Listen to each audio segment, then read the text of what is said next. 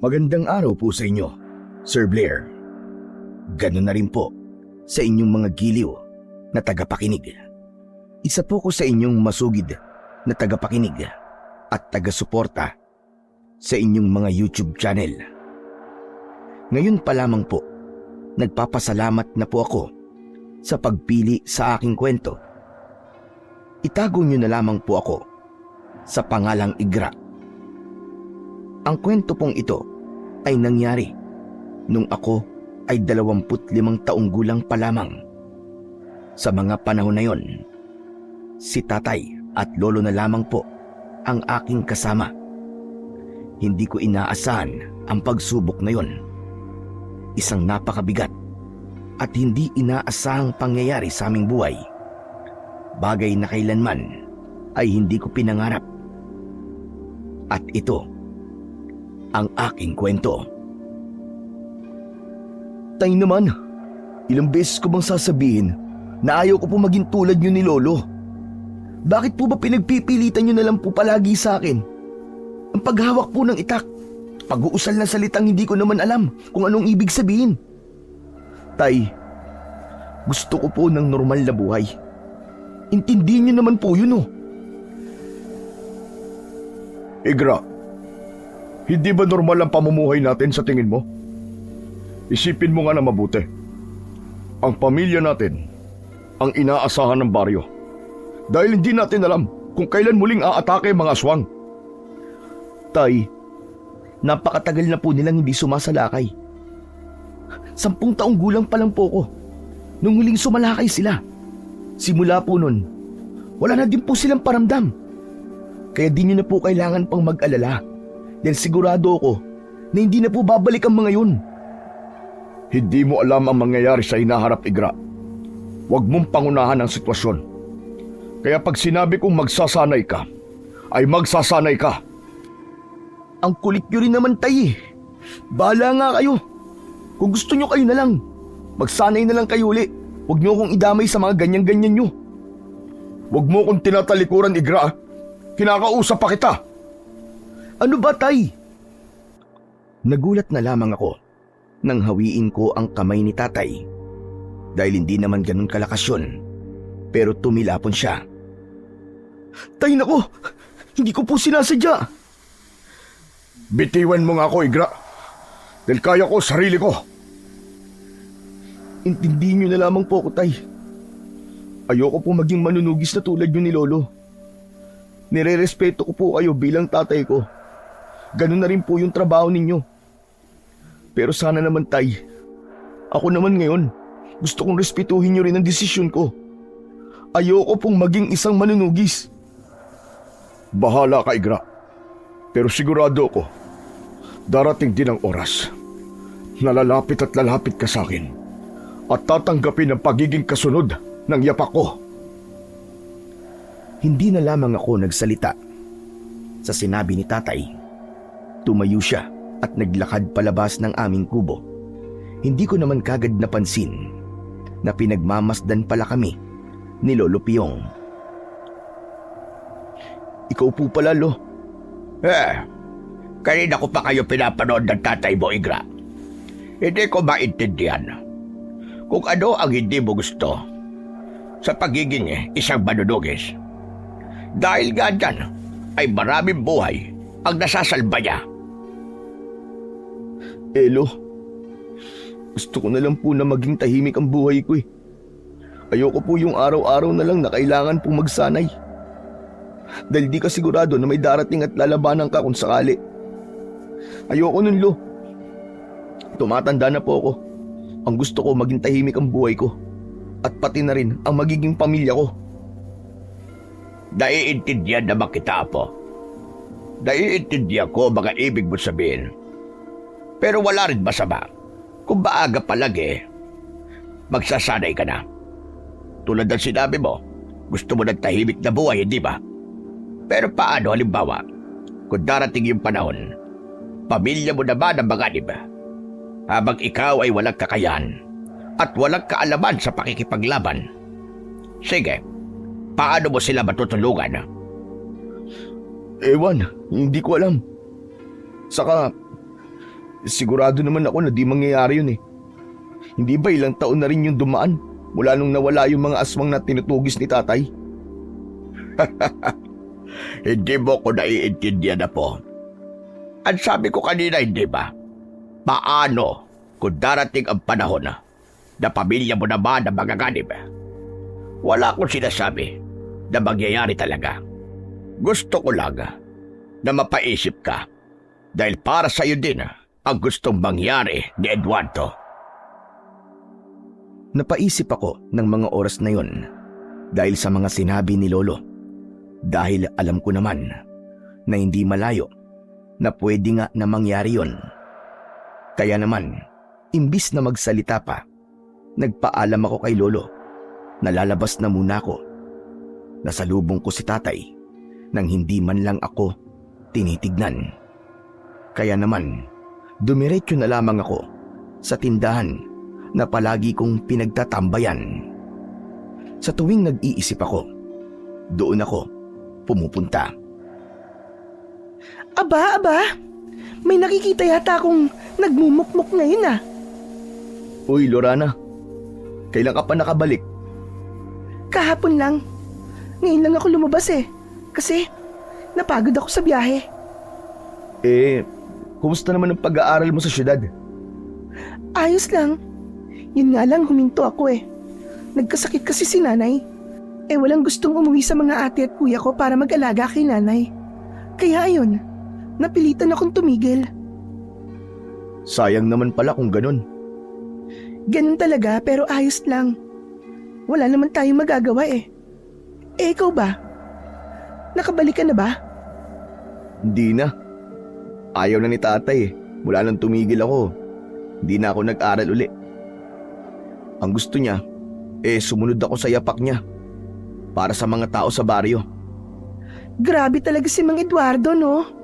Mas iniisip niya talaga ang ibang tao kesa sa kapakanan niyo. Yun nga yung ayaw ko eh. Kasi sarili kong kaligayahan hindi ko na magawa dahil sa mga gusto niya. Sa tingin ko si Igra, yan ang kinalakihan ng Mang Eduardo kay Lolo Piyong. Kaya gusto niya na hindi maputol yung pagiging manunugis ng pamilya niyo. Hindi ko rin alam, Lorana. Hirap na ako mag-isip. Nakakaiyak din minsan. Kahit na ayaw mo, wala. Mapapapayag ka na lang talaga. Ayos lang yan, Igra. Mahalaga naman eh. Hindi lang dyan matatapos yung pagiging batik ang manunugis ni Mang Eduardo. Kasi may susunod sa kanya. Ewan ko ba? Basta, sa tuwing ikaw ang nagsasabi, parang gusto ko na kagad pumayag. Ganun talaga.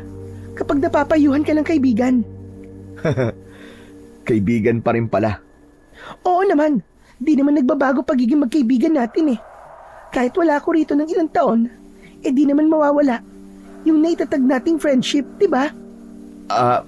Oo. Tama ka. Naalala ko pa, nung pareho pa tayong mga bata. Si Mang Eduardo, napapanood ko pang nakikipaglaban.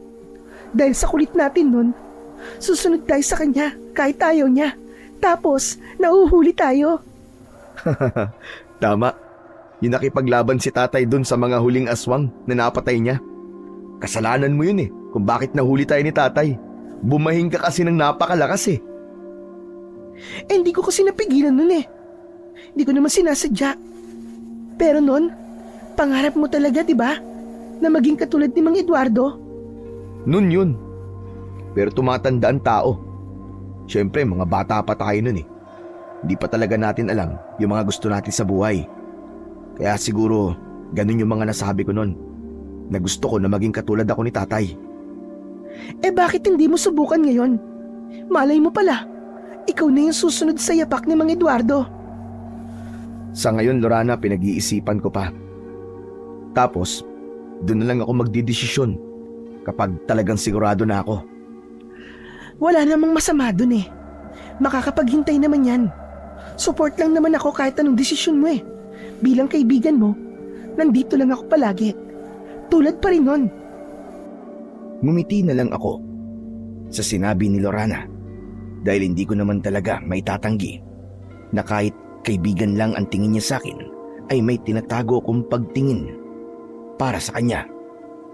Mula pa noon hanggang ngayon ay hindi nagbabago yon. Kumusta ka na pala? Ganun pa rin, ayos lang. Hindi ko na itatanong yun sa'yo. Nakikita ko naman na hindi ka ayos ngayon. Kumusta naman? May nanliligaw na ba sa'yo? Hindi lang manliligaw.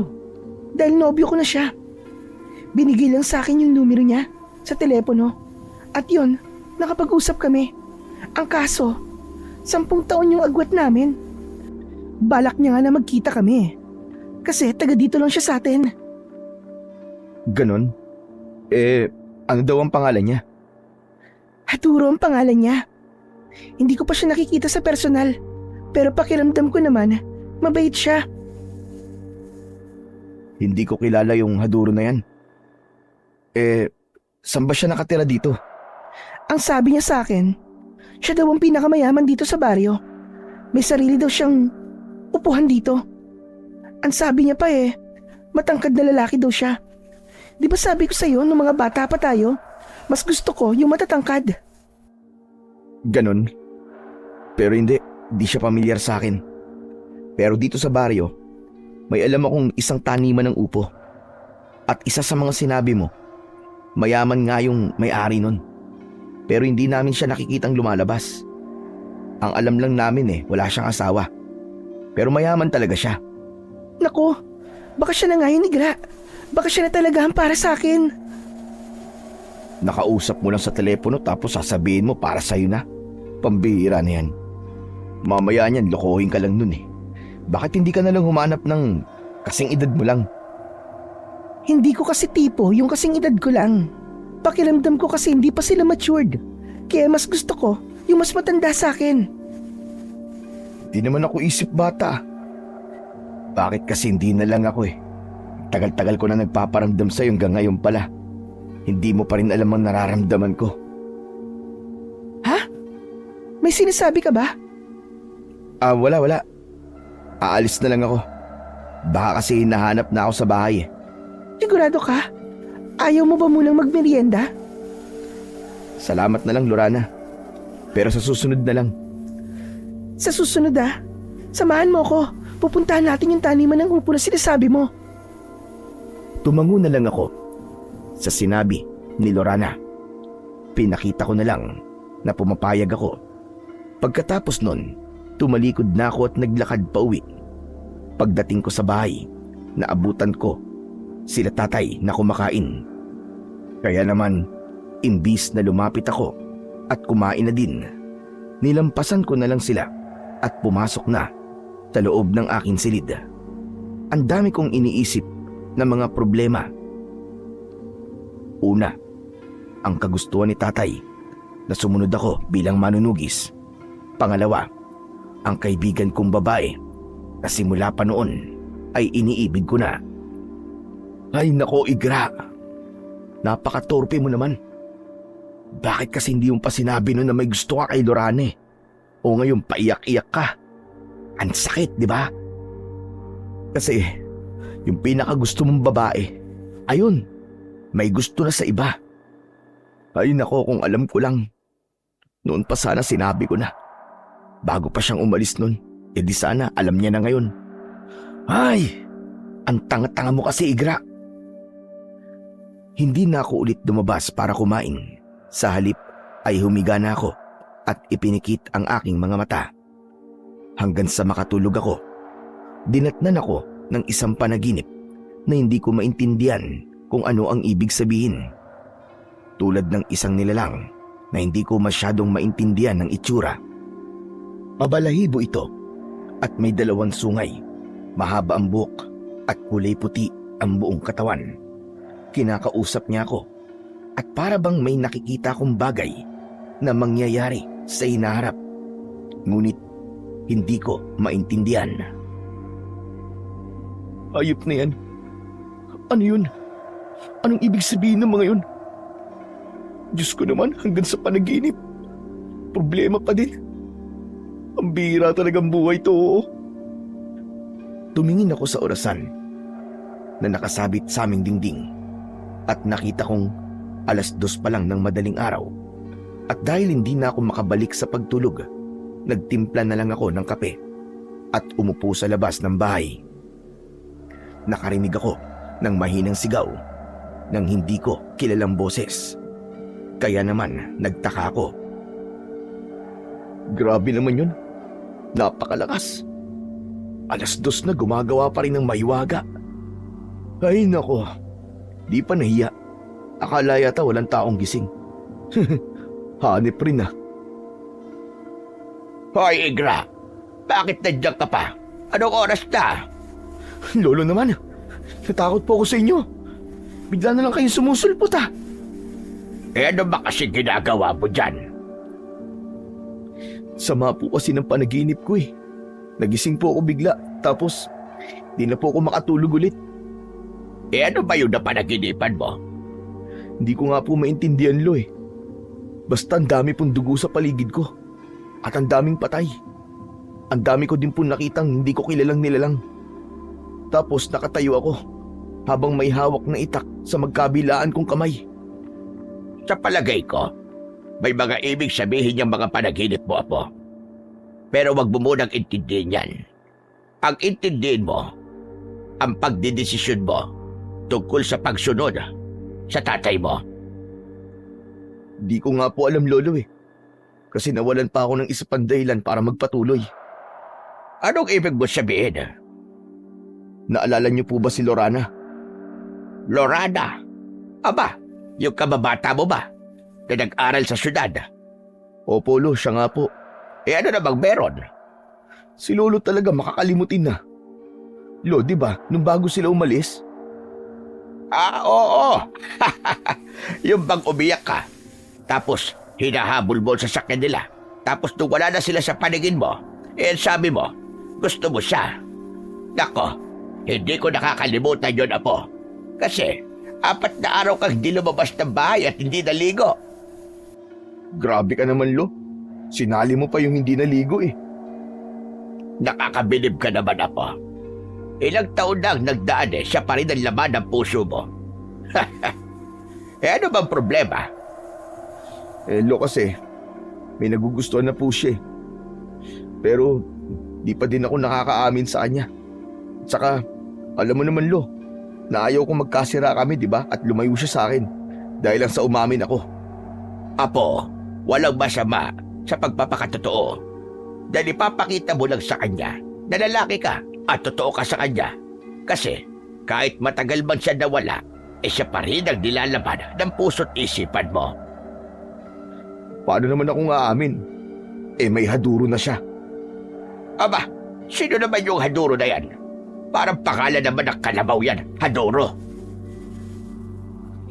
Yung may-ari po ng malaking upuan dito sa baryo. Hindi ko pa siya nakikita. Yung bagong salta dito sa baryo, yung ba yun? Yung bumili sa malaking lupa? Tama kayo, Lo. Yun nga po. Ano naman ngayon? Pera lang ang meron yon. Ikaw, totoong pagmamahal at paninindigan. Yun na nga po, Lo eh. May pera siya. Ako wala akong ganun. Hindi ko siya mabibigyan ng magandang buhay. Nako, Apo. Kung ang hanap ng babae yung kaya siyang mahalin kahit na ano ka pa man, tatanggapin niya kung ano lang ang meron ka. Kaya tama na yan. Huwag ka nang mag-isip ng kung ano-ano riyan. Magtatanong pa nga po sana ako kung paano niyo po napaibig si Lole. Kaso, naalala ko, wala pala akong lola. Pero Lo, paano niyo nga po pala uli nakita si tatay? Yun ba? 27 lang ako doon. Walang nobya at walang dililigawan. At sa madilim na gabi, maulan, ay tumutugis ako doon ng mga aswang na tinatawag na gabunan. Mga jablong lupa. Ngunit kasalukuyan ko silang hinahabol. Nakarinig ako ng iyak ng isang tiyaggol. Matalim at napakalakas. Napatigil ako at hinanap ang kinaroroonan ng sanggol na yon. Hanggang sa nakita ko ang tatay mo na walang kahit na anong saplot. Basang-basa sa ulan. At kung titignan bagong silang palabang siya doon, Naawa ko sa kanya. Hindi ko na hinabol na mga aswang. Inuwi ko ang tatay mo at akala ko mamamatay siya dahil sobrang taas na kanyang lagnat. Ibinalot ko siya sa kumot at itinakbo ko sa bahay ng nanay ko. Nabubuhay pa siya doon at isa siyang albularya. Ginamot niya ang tatay mo. Ngunit ang sabi niya napakabigat daw ng meron sa bata. Pero para sa akin, hulog ng langit ang tatay mo. Elo, buti po, hindi niyo po tinago kay tatay ang totoo. Dahil ako, mahal ko ang tatay mo. Mahal ko ang anak ko. Ayokong maglihim sa kanya. Nung ipinaunawa ako naman sa tatay ko agad naman niya ako naintindihan. Kaya wala akong naging problema. Hanggang sa sumunod siya sa yapak ko bilang isang manunugis. Hindi tumigil ang mga iba't ibang uri ng aswang dahil hinahanap nila ang batang anak raw ng gabunan. Kalahating tao at kalahating aswang. Ngunit wala sa amin ang nakakaalam kung sino ang batang yon. Kaya naman iilan sa iba't ibang lahi ng aswang ay natalo namin ng tatay mo. Last na po tong tanong, Lo. Ilang taon po siya nung naging manunugi siya? 11 taong gulang apo. Naging manunugis na siya sa edad na yon. Kaya bilansagan siya ng baryo na isang batikang manunugis. Bakit hindi po niya ako pinilit nung 11 po ako? Dahil ayaw niyang maranasan mo ang hirap ng isang batang manunugis. Dahil naranasan niya na yun apo. Mahal ka ng tatay mo. Ngunit dahil ayaw niyang maputol ang itinatag ng aking tatay na pamilya ng manunugis, gusto niya na ikaw apo ay sumunod din sa kanyang yapak. Pinag-iisipan ko pa rin po ang bagay na yan, Lo. Sana ay bago pa man mahuli ang lahat, makapagdesisyon ka na. Hindi lamang yan para sa amin na po. Dahil para sa iyo din yan. Balang araw may kakayahan ka na protektahan ang sarili mong pamilya. Pagkatapos sabihin yun ni Lolo, ay pumasok na siya sa loob. Sumunod na din ako para matulog, sana uli. Ngunit hindi na ako nakatulog. Kaya nang magliwanag ang langit, agad akong tumayo para makapaghanda ng almusal. Ngunit nilampasan lamang ako ni tatay at lumabas. Tay, kumain po muna kayo. Tay! Hayaan mo muna ang tatay mo, apo. Kakausapin ka rin niya. Basta't bilisan mo na lang muna ang pagdidesisyon mo.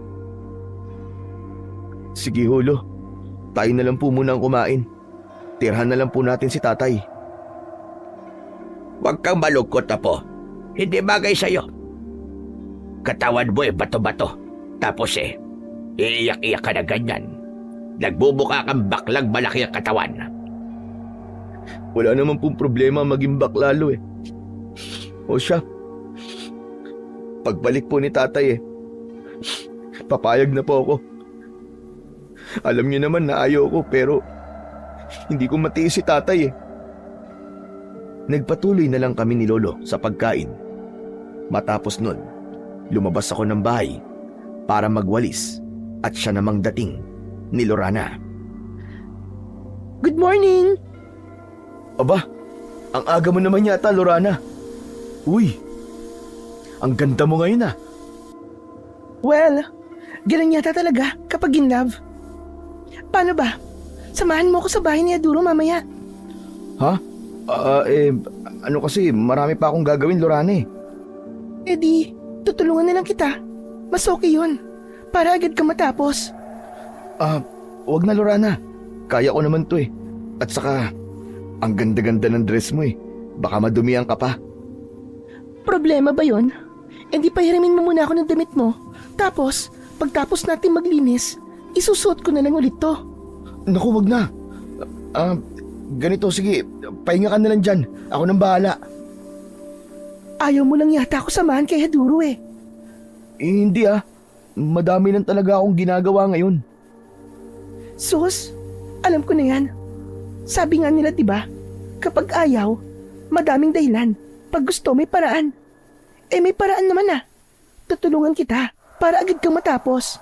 Pagkatapos nun, sasamahan mo kay Haduro. Sige na nga. Halika, pasok ka sa bahay. Pero wag kang maarte ah. Alam mo madungi sa mga damit ko. Kailan ba ako nag-inarte?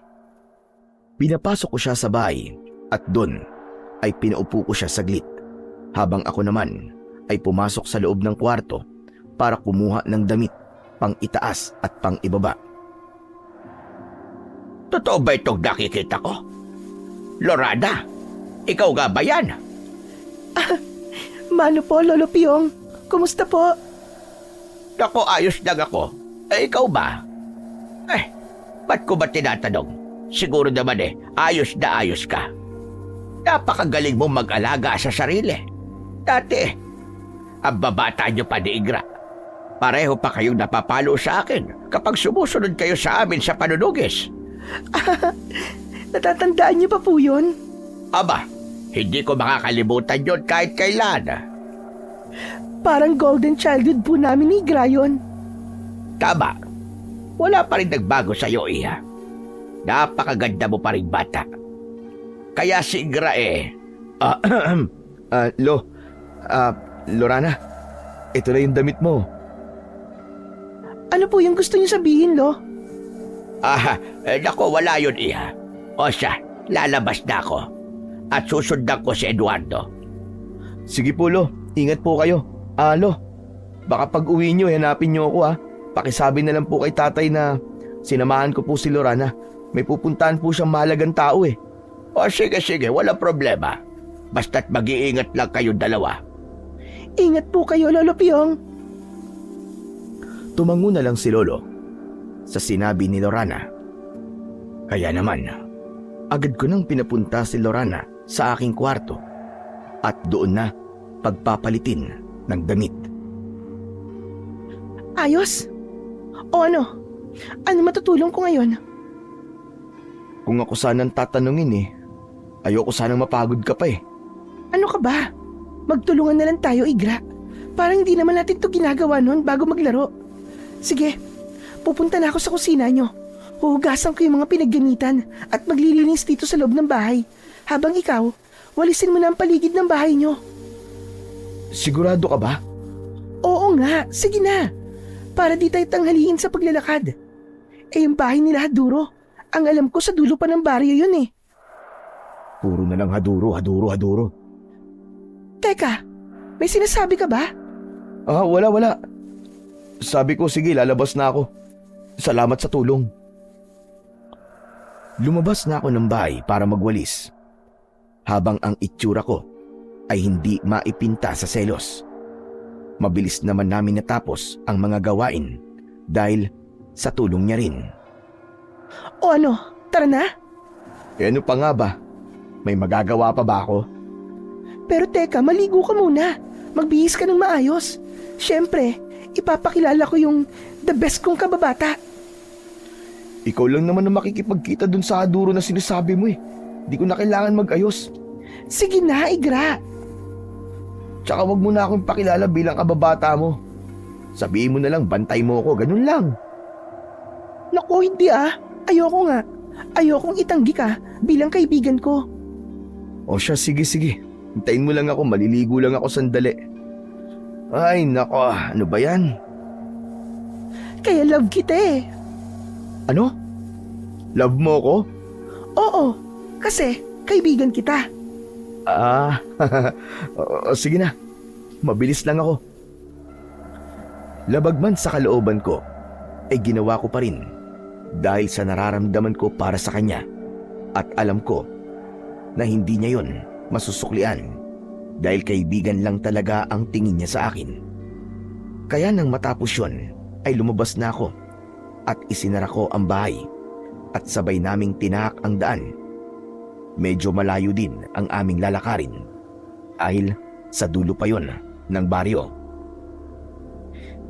Dapat pala nagbaon tayo ng tubig. Napakainit. Nawala din yan sa isip ko.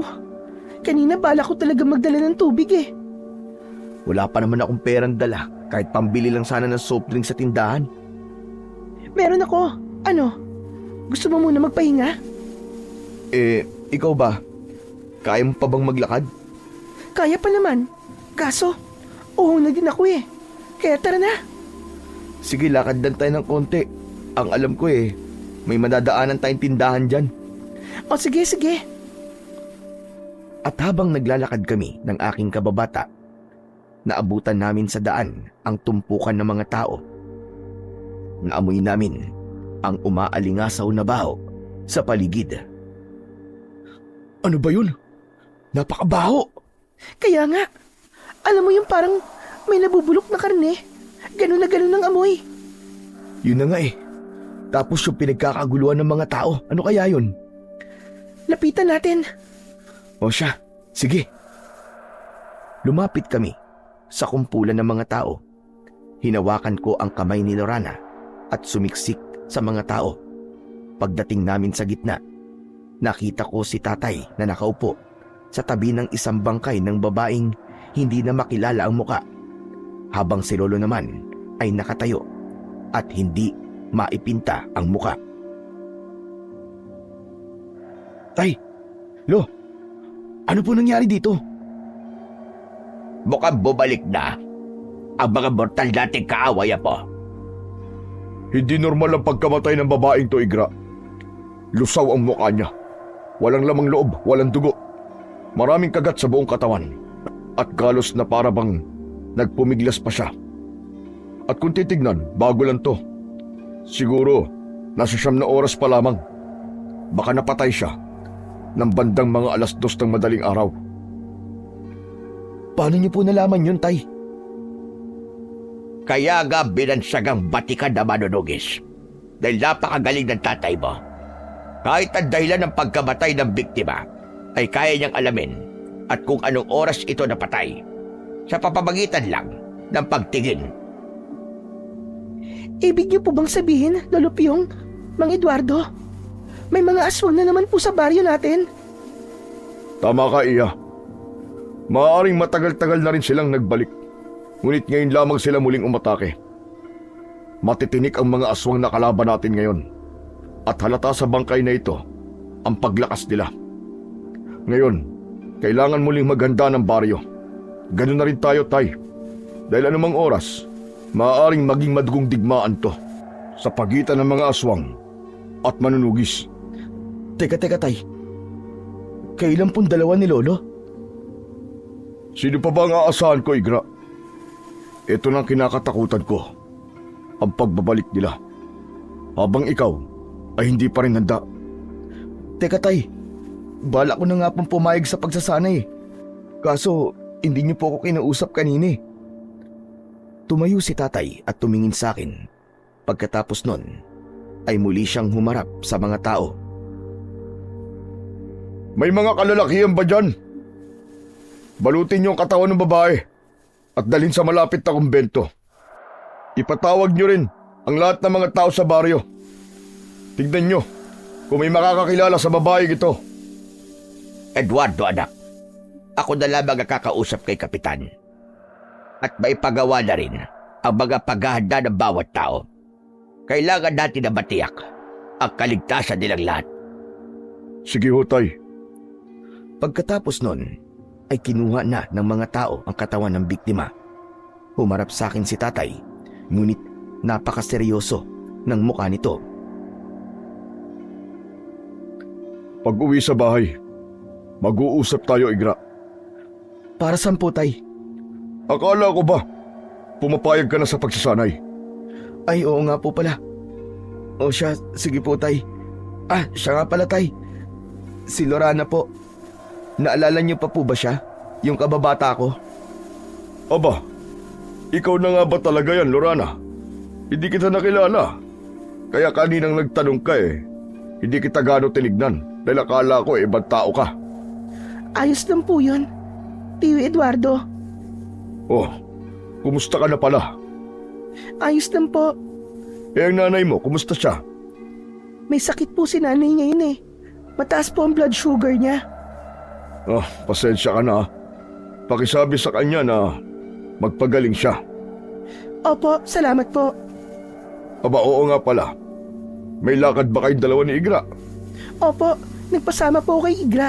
Pupuntahan po namin ang bahay ng nobyo ko. Aba, may nobyo ka na pala. O siya sige. Basta mamaya, Igra ah. Pag uwi mo, mag-uusap tayo. Opo tay, di naman po ako magtatagal dun eh.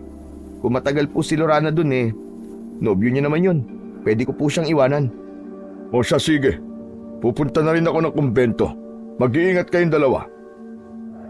Naglakad na si tatay habang kami naman ay dumiretso na sa tindahan na madadaanan namin. Doon ay bumili kami ng maiinom at nagpahinga. Grabe, ang tagal ng panahon na nananahimik yung baryo. Tapos, biglang babalik ulit yung mga aswang. Nagkamali nga ako eh. Sabi ko kasi kay tatay na imposible na silang bumalik. Pero ngayon, nambibiktima na naman sila. Nung bata pa tayo, napakatapang natin pero ngayon, 24 na ako. Ngayon ako nakakaramdam ng takot. Ako nga din, Lorane. Takot at galit ang nararamdaman ko. Napakasama nila. Pare-pare tayo may buhay sa mundong to. Pero sila pumapatay ng mga tao. Hindi ba dapat, dahil mas malakas sila sa atin at may mga kapangyarihan sila, dapat pinoprotektahan nila mas mahina sa kanila? Kaso wala eh. Ginagawa nilang pagkain yung alam nilang mas mahina sa kanila. Ay nako, ewan ko ba? Kung ano na nangyayari sa mundo. Teka, babae yung natagpo ang bangkay, di ba? Oo, bakit? Kanina lang 2:00, nagising ako. Lumabas ako at umupo sa labas. Bago lumabas si Lolo nun, may para akong ungol ng babae na narinig. Anak ng ibig sabihin pala mali yung hinala ako kagabi. Hindi pala milagro yung ginagawa ng babae. Teka, ano ba milagro ang sinasabi mo? Ang hina mo naman, Lorana. Pag-ibig ng bawat isa, basta yun. Akala ko ganun lang. Kung alam ko lang na ganun pala ang mangyayari, nagising ko sana si tatay. Ligtas pa sana yung babae. Hayaan mo na. Nangyari na yun, Igra. Wala naman tayong magagawa eh. Ngayon, may dahilan na ako para sumunod kay tatay sa yapak niya. Ayokong gaganituin lang ng mga hayop na aswang ngayon ng baryo natin. Dapat may gawin tayo. Yan ang kaibigan ko. O siya, tara na. Ay, oo nga pala, no? Napahaba ang pag-uusap natin. Naglakad na kaming muli at ilang sandali pa, nakaabot na kami ng dulo ng baryo. Doon ay nakita namin ang lumang mansyon na maraming bantay na lahat ay mapuputla. Seryoso ang mukha ng iba, habang ang ilan naman ay napakatalim ng tingin sa amin. Tao po. Nandyan po ba si Aduro? Lumapit ang isang bantay at tinignan kami sa muka. Nobya po ko ni Aduro. At ito naman pong kasama ko ay kaibigan ko. Nandyan po ba siya? Imbis na sumagot, tumalikod dito at pumasok sa loob. Ang bastos naman ng mga tao rito, Lorana. Di naman yata tayo welcome dito eh. Baka hindi lang kasi tayo kilala. Ayos na yan. Hintay lang tayo sandali. Umuwi na lang tayo, Lorana. Inaantay pa ako ni tatay sa bahay eh. Sandali lang. Ano ba yan? Lumingon pa si Lorana sa tarangkahan ng lumang mansyon at nang mapansin niyang wala ni isa ang lumabas, ay aalis na sana kami nang makarinig kami ng isang boses. Lumingon kami at nakita namin ang isang lalaki na hindi nalalayo sa laki ng katawan ko. Huwag mong sabihin na si Aduro yan, Lorana. Parang ang tanda naman yata ng itsura niya. Ano ba, Igra? Umayos ka naman. Huwag ka naman maingay. Kumusta? Ikaw ba si Lorana? Oo. At sino naman yung kasama mo? Si Igra, kaibigan ko. Balik ka ba bata ko? Igra, si Aduro, nobyo ko. Magandang tanghali, tol. Iniabot ko ang kamay ko sa kanya. Ngunit tinignan lamang niya ito pababa. Kaya naman, tinanggal ko na ang kamay ko sa harap niya at tumingin kay Lorana na para bang nahihiya. Pagpasensyaan mo na ako. Pero ano bang ibig sabihin nun? Ibig sabihin nun, masaya akong makilala ka. Lorana, napakayaman niya, no? Pero bakit ganun? Parang walang alam. Ano ba yan, Igra? Huwag kang maingay. Halika kayo. Pumasok muna kayo at magmerienda. Alam kong malayo ang nilakad ninyo. Hinawakan ni Lorana ang braso ni Haduro. Kaya naman, di ko maiwasan ang magselos. Kaya pagdating namin sa loob ng mansyon, ay tahimik lang akong umupo at tinitigan sila. Anong gusto nyo? Gusto nyo ba ng maiinom? Tubig lang ang sa akin, Haduro. Sa akin, kape. Magkakape ka ng ganitong oras? Napakainit. Para hindi ako antukin. O siya. O ikaw, itimpla mo ang ating panauhin ng ating pinaka-espesyal na kape. At ikuha mo naman ng makakain at malamig na tubig, ang aking mahal. Yumuko ang isang payat na matandang babae at mabilis na umalis sa harap namin, habang ako naman ay inis na inis habang naririnig ang salitang mahal. Buti naman at nadalaw mo ko, Lorana. Nakakasawa na kasi yung puro tawagan na lang sa telepono. Ayos na rin ito. Hayaan mo sa susunod, ako na ang pupunta sa inyo. Tol, Igra, tama ba? Maghahanda ako bukas. Pumunta ka rin dito. Kung may gusto kang isama, isama mo. Sige. Hindi naman kami patay gutom eh. May makakain pa naman kami sa bahay. Igra, ano ba? Ano? Totoo naman eh. Ayos lang kami. Kayo na lang, Lorana. Mag-imbita na lang kayo ng iba. Magiging abala rin kasi kami ni tatay bukas. Ganun ba? O siya, sige. Sa susunod na lang kita ipapasama dito kay Lorana. Pero kung ako magsasabi kay Tio Eduardo, sigurado ako, nasasama yun. Wag na, Lorana. Marami pa talaga kaming gagawin ni tatay bukas. Ano ka ba? May susunod na araw pa naman eh. Saka, hindi naman mauubos ang oras mo sa ganun. Kahit sandali lang, sumama ka naman sa handaan namin ni Haduro bukas. Umiling na lang ako ng konti at tumingin kay Lorana, habang silang dalawa naman ay naglalampungan sa kabilang upuan, habang ako hindi na mapigilan ang inis. Lorana, mauna na ako. Teka, yung kape mo. Sa bahay na lang. Baka kasi magalit na si tatay sa akin eh. Kanina pa ako iniintay nun eh. Paano magagalit si Tio Eduardo?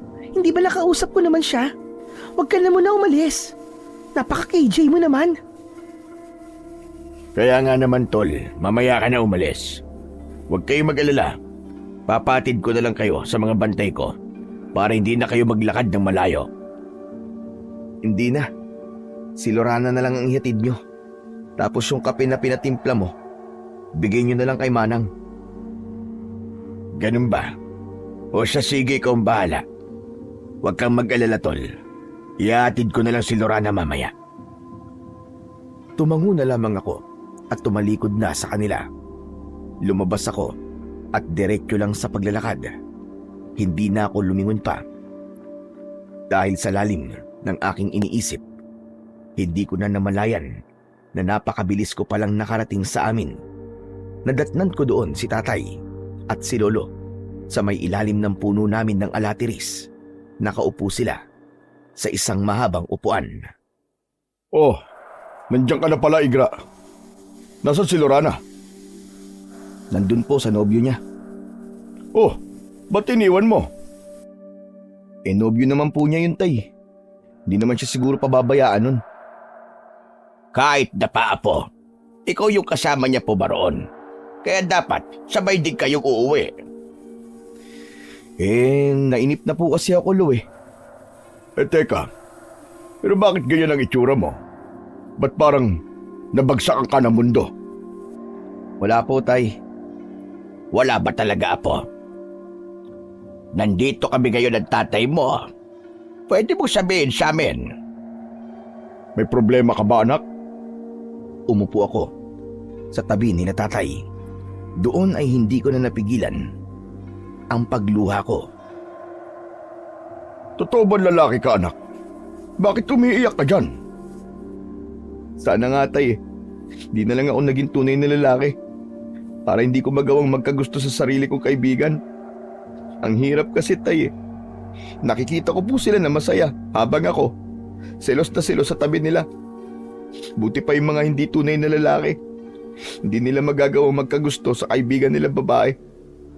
Pero kasi, Tay, mula pa nung mga bata kami, siya na talaga ang gusto ko eh. Ang ibig mo sabihin iniibig mo si Lorana? Opo, Tay. Kaya nung nalaman ko pong may nobyo na siya, gumuho po ang mundo ko. Akala ko ngayong malaki na ako. Kaya ko nang umamin sa kanya pero mali pala. Nung nalaman ko may nobyo na siya, parang biglang umurong ang dila ko eh. At parang ayaw ko nang magpakita sa kanya. Apo, alam mo na wala akong karanasan sa pakikipagdobya. Pero para sa akin, kung iniibig mo talaga si Lorana, huwag mong isipin na makakasira ka sa relasyon nila. Sabihin mo sa kanya ang nararamdaman mo. Magpakatotoo ka. Kahit hindi man niya masuklian ang pagmamahal na ibibigay mo, ang mahalaga, gagaan ang puso mo. Dahil masasabi mo sa kanya na mahal mo siya. Tama ang lolo mo, anak. Alam mo ba, nung nililigawan ko pa ang nanay mo, maliban sa akin, ay may iilan pang kalalakihan na gusto siyang makuha. Ngunit dahil ipinaglaban ko ang pagmamahal ko, ako ang pinili niya. Pero paano po, Tay? Kapag ginawa ko yun, sigurado maaapektuhan po ang relasyon nila. Tulad ng sinabi ng lolo mo, ipaalam mo lang sa kanya. Pero hindi mo magiging intensyon ang sirain sila. Sasabihin mo ang nararamdaman mo, pero hindi mo gagawin dahilan yon para paghiwalayin silang dalawa. Dapat lang niya na malaman ang nararamdaman mo. Salamat po, Tay. Salamat po sa mga sinabi niyo. Sana maging daan yan para lakasan ko yung sarili ko. Para di ko isipin yung mga bagay-bagay. Salamat po, Tay. Wala yun, anak. O ano, mag-uumpisa na ba tayo? Saan po? Sa pagsasanay. Marami pa naman tayong oras. Sige po, Tay. Parang nagkaroon na po ako ng gana bigla. O siya, tara na. Nakahanda na rin ang mga gagamitin natin. Eto, Apo. Kunin mo ang 2 karet na yan. Hindi yan ordinaryo. Ikaw lamang ang makakahawak ng ganyang karet. Ano po yung kakaiba sa kanya, Lo? Halika kayo rito sa likod. Ipapakita ko kung bakit ito kakaiba. Sumunod kami ni tatay kay lolo. Nadatnan ko roon ang mga nakaayos na puno ng saging, mga lata at iba pang gamit. Hinawakan uli ni lolo ang karit na may malalaking hawakan. Akala ko nung una ay ihahagis niya ito. Nagulat na lang ako nang akma niyang ihahagis ay hindi niya ito binitiwan. Sa halip, lumabas sa loob ng karit ang mahabang kakaibang tali na may malatinik, habang ang mga karit naman ay bumaon sa puso ng saging. Wow! Grabe, Lo, kakaiba nga! Totoo, Apo. Kakaiba nga. Dahil ang malatinik sa tali nito ay di pangkaraniwan. Dahil kaya nito magbigay ng dobleng sakit sa anumang uri ng aswang. Sinubukan ko noon na gamitin ang karit na yan. Ngunit kahit tinatawag nila akong batikan pagdating sa panunugis, ay hindi ko nagawang masanay sa sandatang yan. Kaya, Apo, sa'yo namin susubukan at baka sakaling ikaw pala karapat-dapat sa kagamitang ito. Kaya sana ay tanggapin mo, Apo. Wala pong dahilan para tanggihan ko po to. Masaya pa nga po ako natanggapin to eh. At malugod ko pong tinatanggap ang bagay na to. Bilang apo at anak ng mga magagaling na manunugis, wala po akong karapatan na tanggihan to. Maraming salamat po, Lo. O siya, magsasanay ka na ngayon anak kung paano mo gagamitin ang sandatang yan. Habang kami ng lolo mo ay panonoorin ka lang. Tumango ako sa sinabi ni tatay. Lumayo sila sa akin at nag-umpisa na ako sa pagsasanay. Sa paghawak at pagpapagalaw ng maayos ng aking kakaibang karit. Nahirapan din ako sa umpisa. Ngunit napansin ko ang itsura nila lolo nang maayos ko nang naigagalaw ang kakaibang karit. Ano ang ibig sabihin nito? Bakit po, Lo? Hindi ito pangkaraniwan anak. Dahil agad kang nasanay. Samantalang ako nun, ni konting hampas, ay wala akong matamaan sa karit na yan. Pero ikaw, napakadali mo lang nagagawa. Ang ibig sabihin lang talaga, para talaga sa'yo, ang kambal na karit. Teka, hindi ko po maintindihan eh. Napakadali lang po para sa akin na gamitin to. Lo, tay. Ang ibig sabihin nga lang yan, Apo, ay para talaga sa'yo yan. Kung ganun anak, bukas ay hasain mo pa ang sarili mo sa paggamit ng 2 karit na yan. Opo, tay. Masaya din po pala to, no? Medyo nakakalimot po ako ng problema. Pinagmamalaki kita anak. Isa kang tunay na galing sa dugo ng manunugis. At habang nag-uusap kami nila tatay, narinig namin ang pagtawag ni Lorana. Kaya naman, binitiwan ko muna ang karit sa harap ng pinto ng likod ng bahay namin. At sabay kaming bumalik sa harapan ng bahay. Oh, Lorana! Halika kayo rito. Salamat po, Tiyo Eduardo. Halika rito, mahal. Siya ba ang nobyo mo, ha, Lorana? Opo, Lolo Piyong. Mahal, si Lolo Piyong at Tiyo Eduardo. Pamilya ng kababata ko. Kumusta ho kayo? Ayos lang naman kami. Halika kayo. Doon tayo sa loob ng bahay. Hindi na po, Tiyo. Dito na lang po kami. Di naman po kami magtatagal. Ihahatid rin po ako ni Haduro sa amin. Ipapakilala ko po siya kay nanay. Habang nagsasalita si Lorana, napansin ko ang mga tingin ni Lolo kay Haduro. Para bang inaalam niya ang pagkatao nito. Ganon din si tatay. Nakataas pa ang isang kilay. Gusto ko lang po sanang imbitahan kayo bukas. Maghahanda po kasi ng konti itong si Haduro. Bilang kinikilala ko na rin po kayong pamilya. Gusto ko po na hindi kayo mawawala sa salo-salo. Sige. Isisingit namin siya sa mga gagawin namin bukas. Salamat po, Tiyo.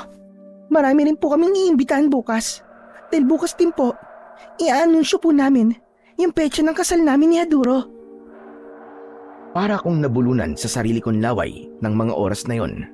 Nanlaki din ang mga mata ko na tumingin sa 2 taong kaharap namin. Teka, ang bilis naman yata, Lorana. Kailan lang kayo naging magnobyo, di ba? Oo nga eh. Kaya nga, nakakatuwa sa sandaling yun. Pakiramdam ko matagal na talaga. Minahal ko na siya ng gusto. Kaya, hindi na kami magpapaligoy-ligoy pa.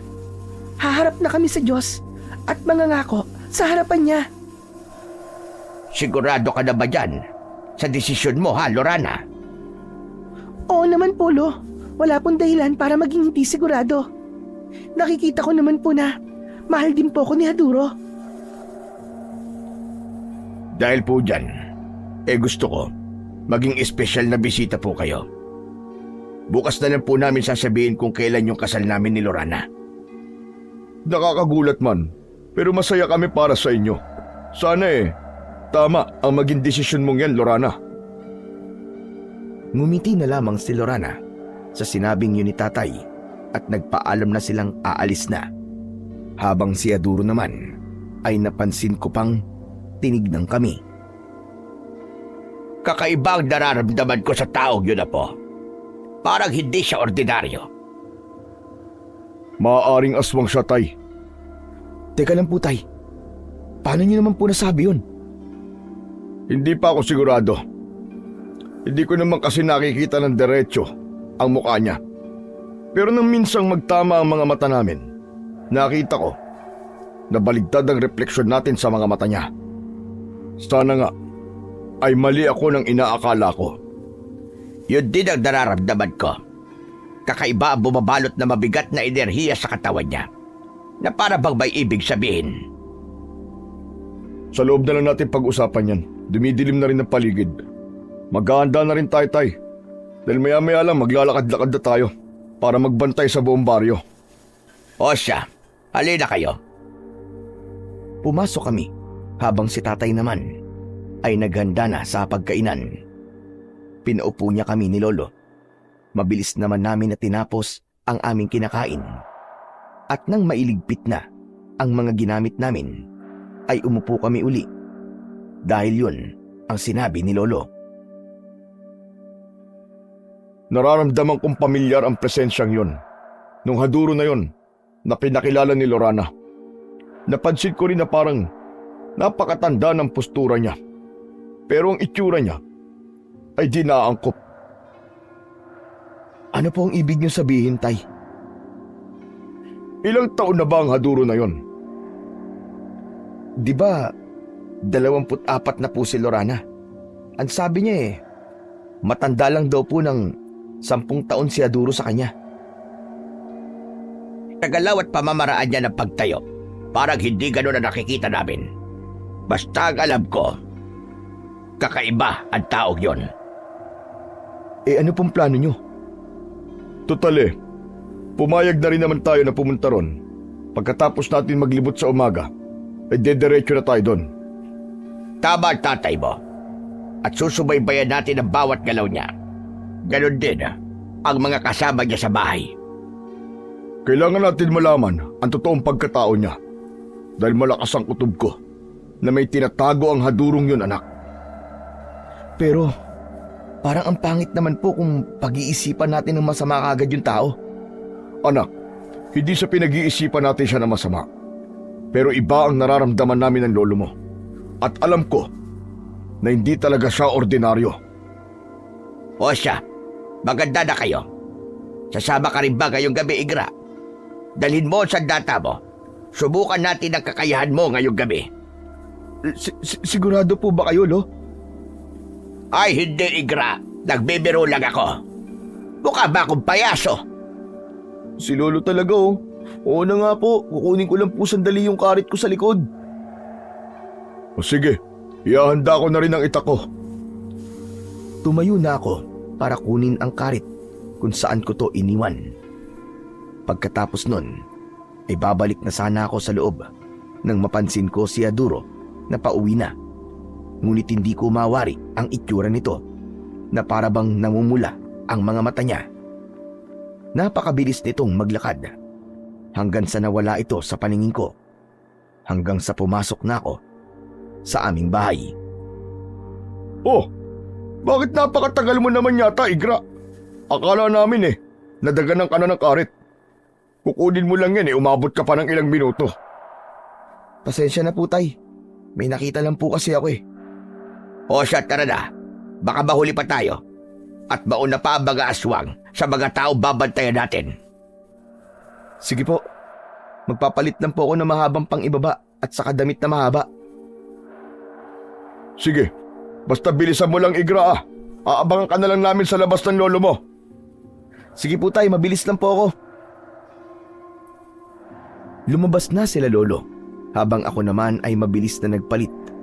Paglabas ko ay walang ibang salita at naglakad na kami.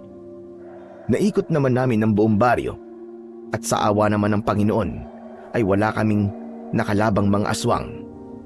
Kalagitnaan na din ng gabi nang makauwi kami.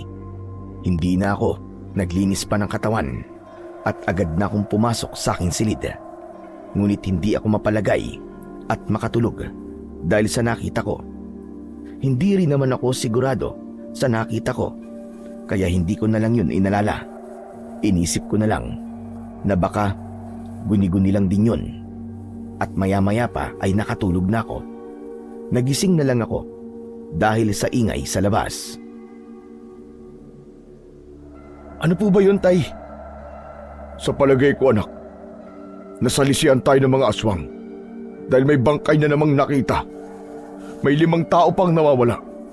Yung mga bangkay walang puso at walang lamang loob. Baga lang nito ang iniwan.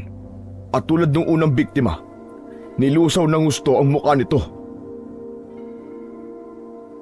At sa susunod na mag-iikot tayo. Mula 1:00 ng madaling araw hanggang 4:00 ng madaling araw tayo mag-iikot. Dahil nakita namin yung bangkay kanina. Mukhang bago pa. Diyos ko, ano ba yan?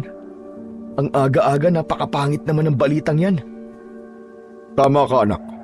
At nasisiguro ko na sa tagal nilang pananahimik ay tuluyan na nga silang lumakas. Ang kakaiba pa, may mga tanda ang mga bawat biktima nila. Yun ang paglusaw nila sa mga mukha nito. Kaya apo, magsanay ka na. Magtimpla ka na ng kape mo at pumunta ka na sa likod. Maaga namin pinalitan ang puno ng saging at inayos ang mga lata. Kami naman ay susunod na uli sa kumbento. Pagbalik namin dito, doon tayo mag-aayos sa pagpunta sa nobyo ni Lorena. Sige po, Lo, masusunod po. Pagbutihan mo, anak. Salamat po, Tay. Gagawin ko po ang makakaya ko para maging mahusay kagad. Hinawakan ni Tatay ang ulo ko at bagyang ginulo ang buhok ko. Sabay nilang ipinasok ang itak sa kanilang mga sakuban at mabilis na lumabas at sumabay sa mga taong may ingay. Habang ako naman ay hindi na nagtimpla ng kape at kinuha ko na kagad ang aking mga karit at pumunta na sa likod para magsanay. Ilang oras din akong nagtagal sa likod hanggang sa naramdaman ko na may ibang presensya sa paligid ko. Kaya mabilis kong iniikot ang karit ko na nakalugay ang mga tali. Buti na lang hindi tumama sa tao ang matalim na karit at tumama yon sa maliit na puno. Mapapatay mo ako sa kaba, Igra! Ano ka ba? Ay, sorry! Bakit ba kasi hindi ka nagsasalita? Nandiyan ka lang pala. Eh nakita ko kasi na abala ka, kaya hindi mo nakita yung istorbo. Diyos ko naman, paano kung biglang sa'yo tumama yun? O siya, sige na. Pasensya na po. Eh, bakit ka pala nandito? Tapos na kasi lahat ng mga niluto eh. Pinatatawag na kay Niaduro, kaya ito ko, para sunduin kayo. Nila Tio Eduardo at Lolo Piong. Ay, wala pa sila eh. Inaasikaso kasi nila yung bagong bangkay na natagpuan. Tapos baka hihingi sila ng tulong dun sa mga tanod. Nahanapin yung 5 tao pa na nawawala. Grabe. Parang lumalala yata yung patayan ngayon ah. Mas malala pa sa malala. Habang kay Niaduro ayan, kampante at nagawa pang magdesisyon na magpakasal. Eh ano naman, Igra? Eh mahal naman namin yung isa't isa eh. Sana nga, Lorana. Yang pagmamahal na yan eh. Hindi magdulot yan sa'yo ng pagsisisi sa bandang huli. Hindi ako magsisisi, Igra. Dahil mahal ko si Aduro at ganun din siya sa akin. Teka nga, kahapon ko pa napapansin yan eh. Ayaw mo ba si Aduro para sa akin, ha? Hindi naman sa ganun, Lorana. Iniisip ko lang din ang kapakanan mo. Akma pa sanang magsasalita si Lorana nang marinig namin ang boses ni Tatay. Inayos ko ang 2 kong karit at pumasok na sa loob ng bahay. Napakaaga mo naman yata, Iha. Susunduin ko po sana kayo eh. Magpapahinga lang kami ng konti, Iha. Madami kasi kaming inasikaso. Willing to wait naman po ako, Tio. Gawin niyo lang po mga dapat niyong gawin. Hindi ka pa rin nagbabago, Iha. Napakabait mo pa rin. O siya, sige, Igra. Mauna ka ng maligo at susunod kami ng lolo mo. Sige ho, Tay. Mabilis akong naglinis ng katawan. Pagkatapos nun, ay sumunod din ng mabilis sina Lolo at Tatay. Kaya nang matapos sila, hindi na ako ulit kumibo. Sabay-sabay na kaming tinahak ang daan papunta sa mansyon ni Aduro. Pagdating doon, ay pinagsilbihan kami ng mga payat na babae na namumutla. Umupo kami sa mga upuang nasa ilalim na may lamesang may nakalatag na puting tela. habang si Lorana naman ay dumiretso sa harap kung nasaan si Haduro. Magandang araw po sa inyo mga kababaryo. Maraming salamat po sa pagpunta nyo. Kinagagalak ko po kayo na makilalang lahat. Ganun na rin po ang pamilya ng aking magiging asawa na si Lorana. Nandito po kami para i-anunsyo po sa inyo. Sa susunod na buwan na po, 10 ng Hunyo, ay magpapakasal na po kami ni Haduro. At kayo po lahat ay imbitado. Ipinapangako ko po sa inyong lahat na hindi ko po pababayaan ang magandang binibini na nasa aking harap. At makakaasa po kayo na si Lorana ay bibigyan ko ng magandang buhay. At dahil dito po siya lumaki, mga kababaryo, maraming salamat po sa inyo. Nagpapasalamat din po ako sa nanay ko. At ganoon na rin sa aking kababatang si Gra. Dahil po sa suporta na ibinigay niya sa akin mula pa nung mga bata kami. Kaya naman Igra, kahit hindi pa ganong kalalim ang pagkakakilanlan natin sa isa't isa, ikaw ang pinipili ko para maging espesyal na panauhin sa aking kasal. Pinag-usapan na namin ito ni Haduro kaya sana tanggapin mo. Nagpalakpakan ng mga tao sa paligid sa sinabing yon ni na Lorana. Habang ako naman ay hindi naman maintindihan ang sarili na para bang nakaramdam ako ng galit. Ngunit pinigilan ko ito at pinilit na ngumiti. Alam ko na nagulat kayong lahat dahil sa bilis ng mga pangyayari. At alam ko na ganun din ang nararamdaman mo, Igra. Pero nagpapasalamat pa rin ako dahil nandito ka at sinusuportahan pa rin ako. I love you, my best friend. At makakaasa ka na hindi ko pababayaan ang kaibigan mo hanggang sa huling hininga ko. O siya, yun lang po ang gusto naming sabihin. Ihahanda na po sa inyo mga pagkain. Maya-maya pa, nag-umpisa na ngang ilabas ng mga kalalakihan at kababaihan ang mga pagkain at inumin. Kasama doon ang isang buong lechon na baboy. At katulad ni Natatay, kahit na nakalapag na ang mga pagkain sa mesa, ay hindi ko pa rin sinubukan na kumain.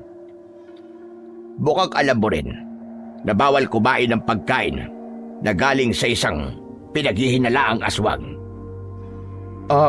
Ako po bang kausap nyo, Lo? Oo, Apo. Malalim na naman ang iniisip mo, ano? Hindi mo na naman kagad naririnig ang mga sinasabi ko sa'yo. Masaya po ako na nalulungkot, Lo. Kasi yung pinapangarap ko sa babaeng mahal ko, ngayon, iba nang gumagawa. Napakatanga ko, Lo. Bakit kasi hindi ko kagad sinabi sa kanya nun eh? Hayaan mo na anak, ang mahalaga naman, hindi ba nakikita mo ang babaeng minamahal mo na masaya? Kahit hindi ikaw ang dahilan nun. Yun na nga po ang masakit, Tay eh. Masaya yung babaeng mahal ko, pero hindi ako ang dahilan ng kasiyahan niya. Wala tayo sa lugar para pag-usapan yan. Umayos ka lang at pagmasdan ng bawat kilos nila. At kahit na anong mangyari, ay wag na wag kayo kakain ng pagkain na galing sa kanila. Dahil hindi natin alam kung totoo bang karningayan ng baboy. Dahil sa sinabi na yun ni Lolo, ay bumalot ang kuryosidad sa pagkatao ko. Kaya naman, ang pagkain na nasa harapan ko ay hinimay ko at hinalo-halo ang karne. Ngunit wala akong balak na kainin ito. Napatayo ako ng bigla nang nakakita ko ng mata na para bang sa tao. Ano ba nangyayari sa'yo, Igra? Umupo ka nga, Igra. Pinagtitigil ka ng mga tao. Tay, Lo, tignan niyo may mata. Huminahon ka, anak. Hinaan mo lang ang boses mo. Alam namin ang lolo mo. Umupo ka lang. Umakto kang normal. At huwag titingin sa plato. Umupo ako uli. Hindi naman ako napansin ni Haduro. Pagkaupo ko, siya namang dating ni Lorana. Ayos lang po ba kayo dyan? Ikaw, Igra. Oo, ayos lang. Ayos lang kami, Iya. Huwag mo kaming alalahanin. Hindi po yata kayo kumakain. Mangyaring busog pa kasi kami. At saka, Nagsasawa na kami sa puro karne na lang. Ah, ganun ba? Teka. Ang tahimik mo yata, Igra. Wala. Gusto ko nang umuwi eh. Hala, bakit naman? Wala namang masaya dito eh. Nakakainip lang. Ikaw naman, Igra, sandali lang to. Matatapos na rin naman eh. Ano pa bang meron? Gusto ko na lang umuwi at magsanay na lang.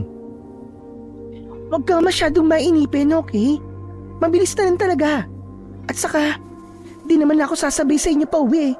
Dito na din ako matutulog kasama ang magiging asawa ko. Yun naman pala eh. Wala naman na pala kaming hinihintay. Kaya baka pwede na kaming umuwi. Anak, hayaan mo na. Maghintay na lang tayo ng kahit konti. Isang buntong hininga na lang ang isinukli ko sa sinabi ni tatay. Hindi ko na din pinansin si Lorana. Hanggang maya-maya pa ay narinig ko ang pangalan ko. Kahit ayoko ay tumayo ako dahil sa sinabi ni tatay at lumapit ako sa kanila. Dahil nakapagdesisyon na ako, gusto ko, sa darating na kasal namin ni Lorana, tanggapin mo ito. Ito ang gusto namin na isusuot mo sa kasal. Tanggapin mo na, Igra. Aasahan namin ang pagdating mo, ha? Ganun din sina Lolo at Tio Eduardo. Gusto ko, nandun sila. Pinagmasdan ko lang sila at nang matapos silang magsalita, sabay-sabay na sumigaw ang mga tao. Hinihiling nila na dapat daw ay may halik man lang maski isa bago matapos ang araw na yon. Kaya nang makita ko na ginawa nila yon sa harap ko, hindi ko na napigilan ang selos at binitiwan ko ang hawak kong kahon at mabilis na naglakad papalayo. Apo, saan ka pupunta? Sundan na lang natin siya, Tay. Lorana, mauuna na kami. Sinundan ako nila tatay hanggang sa tuluyan na nga kaming nakalayo. Ano ba nangyayari sa'yo, Igra? Bakit mo ginawa yon? Ba't tumalikod ka na lang ng ganun? Apo, tumigil ka nga muna saglit sa paglalakad. Hindi ko na kasi kaya tayo yung ganung eksena eh. Hindi niya kasi alam ang nararamdaman ko sa kanya. Kaya ganun, sa harap ko pa nila ginawa. Tay, nasasaktan ako. Pwede ka naman magpaalam ng maayos eh. Pero bakit ganun pa ang ginawa mo? Tay, hindi ko na po kasi talaga kaya. Pasensya na po. Niyakap po si tatay habang walang tigil ang pag-agos ng mga luha ko sa aking mata. Niyakap niya rin ako at alam kong naiintindihan niya ako. Pinunasan ko ang luha ko at diretso na kaming umuwi. Pagdating sa bahay, nagpalit na ako at pagkatapos nun, bumalik ako sa likod para magsanay. Alam mo anak, hindi magiging payapa ang utak mo hanggat hindi ka umaamin sa kanya. Ayos lang tay, hindi na kailangan. Siguro, kailangan ko nalang tanggapin. Wala na din naman akong magagawa eh. Di tayo katulad ni Aduro na mayaman. Mas magkakaroon siya ng magandang buhay doon. Sa tingin mo ba ay tama ka? Ngayon natin pag-usapan ang nakita mo sa pagkain. Iyong mata po ba? Sa palagay ko, alam ko na kung sino ang aswang na hinahanap natin. Sigurado ako na si Haduro ang muling dahilan ng patayan sa baryo. Kahit ako ay nakakasigurado, Apo. Dahil habang abala kayo sa harap kanina, nagpanggap ako na naihi. Doon itinuro nila sa akin ang palikuran. May napansin ako ng bakas na dugo na para bang hindi sa hayop. Nakakamoy ang nabubulok na laman sa likod. At may iilang damit akong nakita na puro dugo. Ang ibig niyo po ba sabihin eh, na pati si Lorana, pwedeng nasa panganib, ganun po ba? Tama ka, Igra. Hindi natin alam kung anong tumatakbo sa utak ni Aduro. Pero nakakasigurado ko na bago pa dumating ang kanilang kasal, ay may mangyayaring hindi maganda sa kababata mo. Siguro tayo hayaan na lang po natin si Lorana. Baka kasi kapag sinabi ko yun sa kanya, Baka mamaya isipin niya sinisiraan ko ang nobyo niya. Mas maganda po na wag na lang tayong mangialam. Pero kung mapapatunayan po natin sa mga tao na siya nga nagdudulot ng pinsala sa baryo, doon po tayo aaksyon. Pwede rin ang mga sinabi mo, Igra. Pero dapat, maganda pa rin tayo. Yun lang ang magagawa natin sa ngayon, ang paghahanda. At mamayang gabi, maghihiwa-hiwalay tayo sa pagbabantay. Di tayo titigil hanggat hindi natin natutugis ang aswang na nagbalik. Sige tay, salamat po. Para sa naman, Igra? Sa pag-iintindi niyo po tay. Maraming salamat po kasi kahit ilang beses ko na po kayong tinanggihan nun. Pero ayan po kayo, mas pinili niyo po akong intindihin. Dahil anak kita, mahal kita. At kung alam ko na para sa ikabubuti mo, mas pipiliin ko na ibigay sa iyon. Hindi ka man nagwagi ngayon, anak. May babaeng nag-aantay pa para sa iyo. At siya yung tao na para talaga sa iyo. Siguro nga tay, nasa tamang panahon din. O halika na, kakain na tayo para makatulog na tayo ng konti at makapagpahinga ka na. Dahil mamayang 1:00 na madaling araw, mag-uumpisa na tayo magbantay at tumugis ng mga aswang. Sumunod ako kay tatay. Kaya nang matapos kami kumain, agad na akong nagpahinga. Hanggang sa ginising ako ni Lolo, agad naman akong tumayo. At nakita ko nga sa orasan na 1:00 na ng madaling araw. Kinuha ko ang kambal-karit ko at naghiwa-hiwalay na kami. Kapag kailangan mo ng tulong, anak, sumigaw ka lang. At kung sino malapit sa amin ng lolo mo, agad kaming pupunta. Maliwanag ba? Opo tay, Mag-iingat ka, Apo. kayo din po lo. Tay, mag-iingat po kayo. Kung kailangan niyo din po ng tulong, sigaw lang po kayo. Re-rest back po agad ako. O siya, sige. Basta dito tayo magkikita uli mamaya. Sige po tay, lo, nalakad na po ako. Naglakad na kami ni Tatay at Lolo. Ngunit sa magkakaibang direksyon, umabot na ako malapit sa mansyon ni Lahaduro. Pero hindi na ako tumuloy. Maglalakad sana ako pabalik nang makarinig ako ng iyak ng bata ng isang babae. Kaya napatakbo ako ng mabilis. Hoy! Mga anak kayo ng diablong buwang! Bitiwan niyo kayo magdanay! Ang sarap ng hawak niyo sa kanila! Ano yan? Mga bagong putahe niyo? Baka gusto niyo mawalan ng panlasa!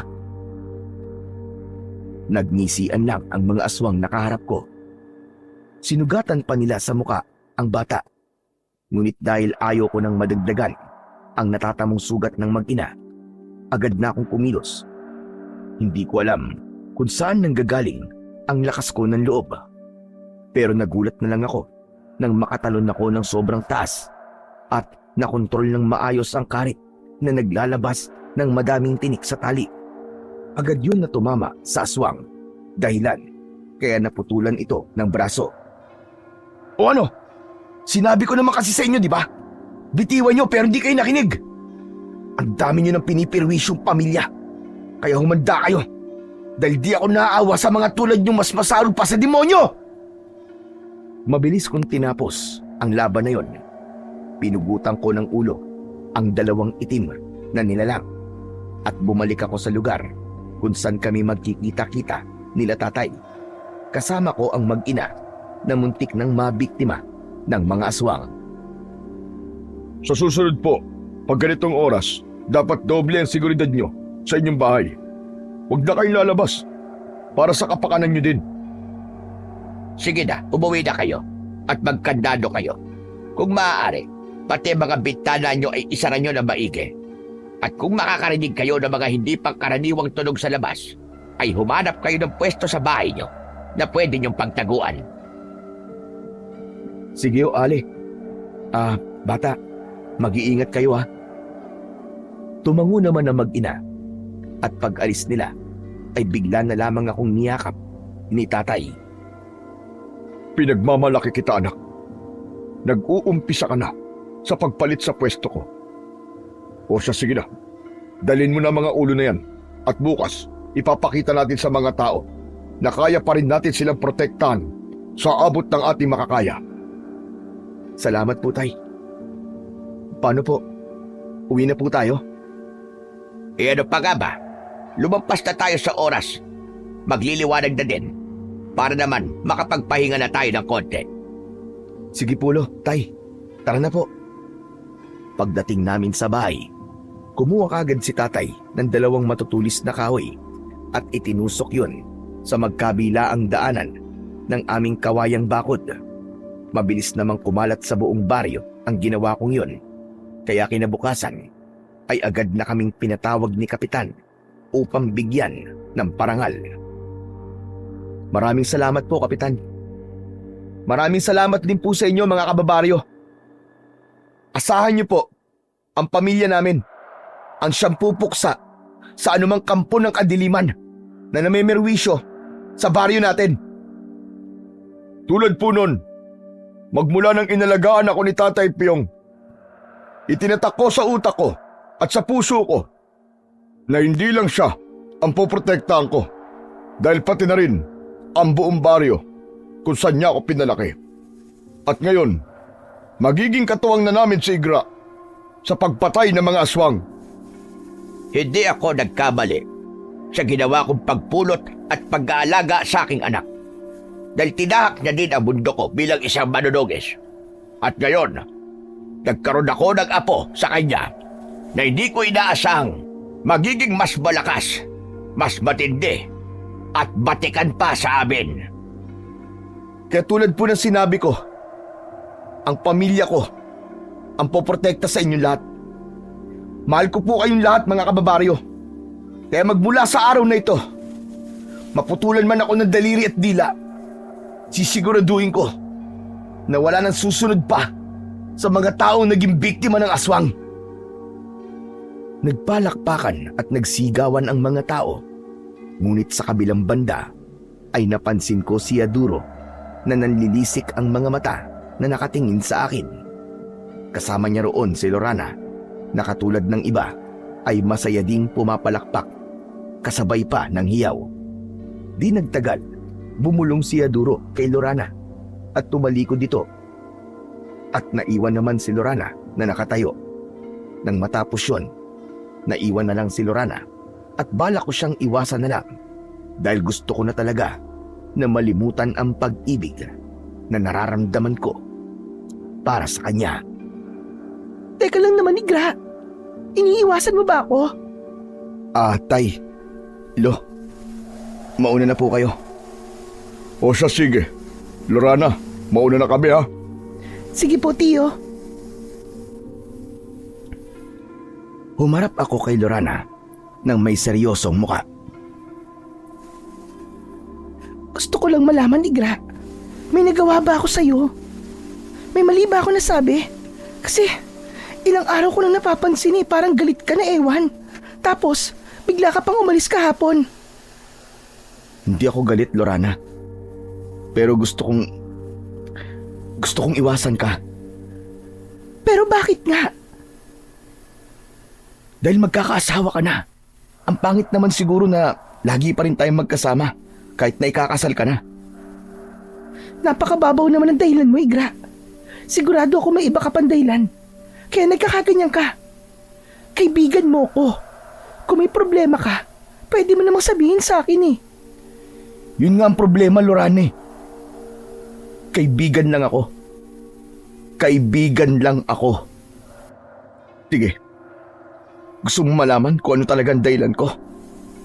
Sige, sasabihin ko. Teka.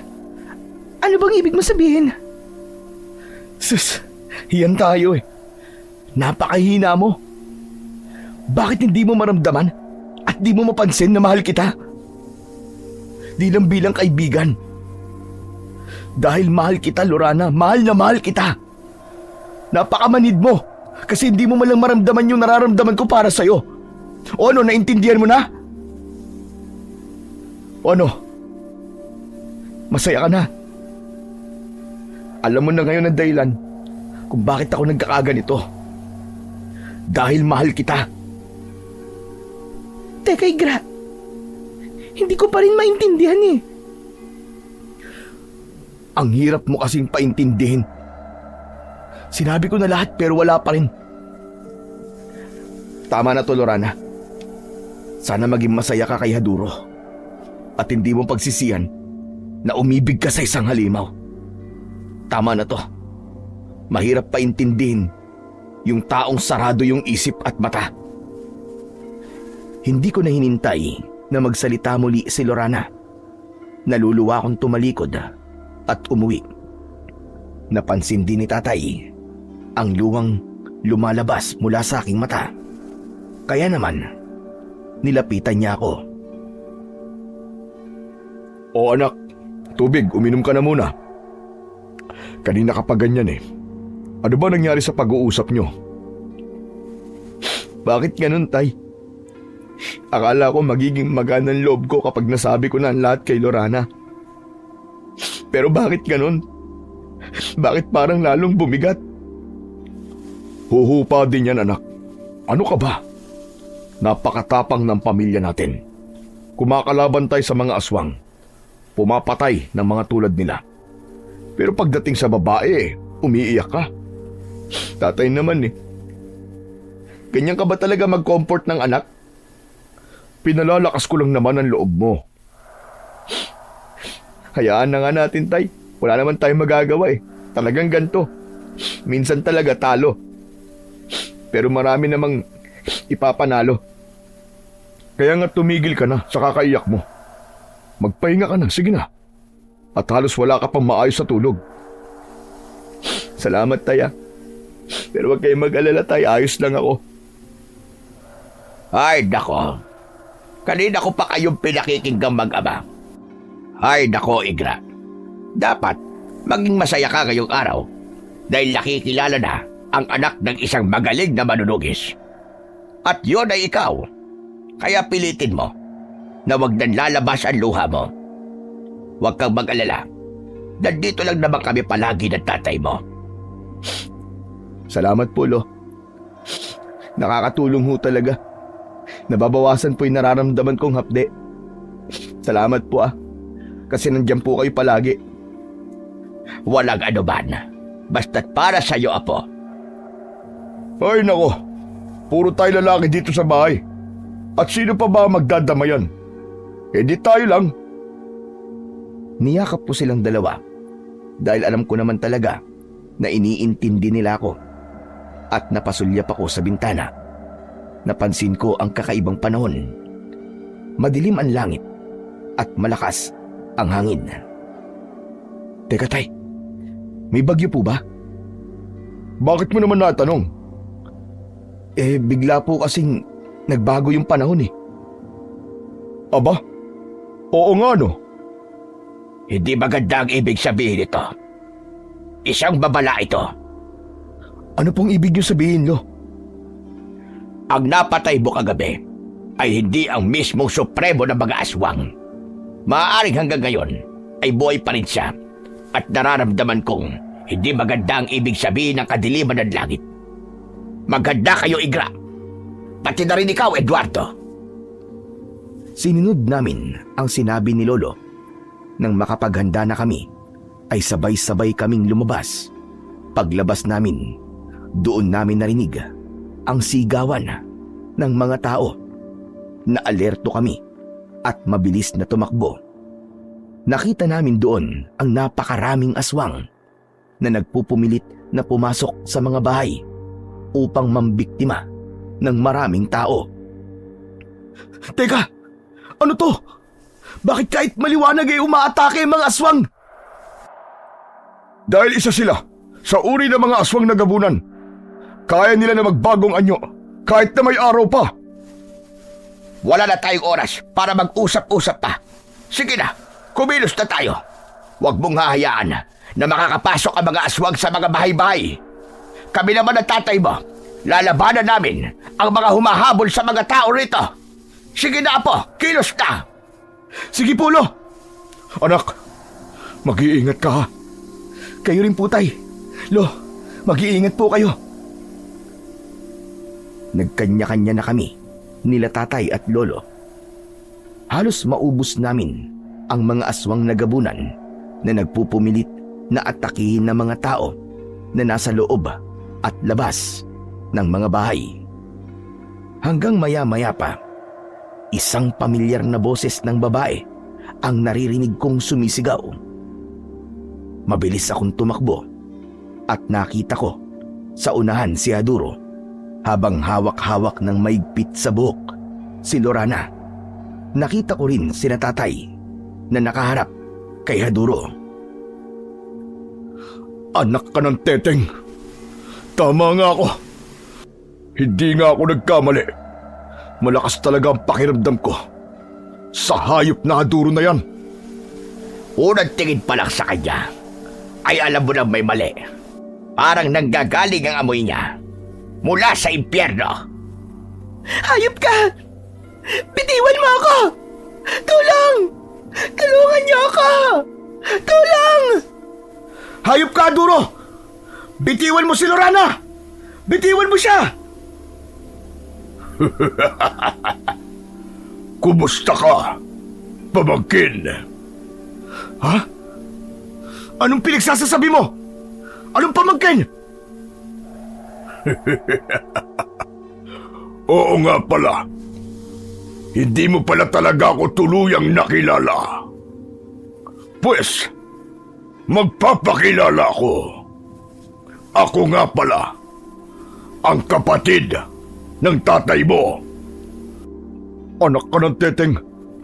Anong pinagsasasabi mong hayop ka? Anong kapatid?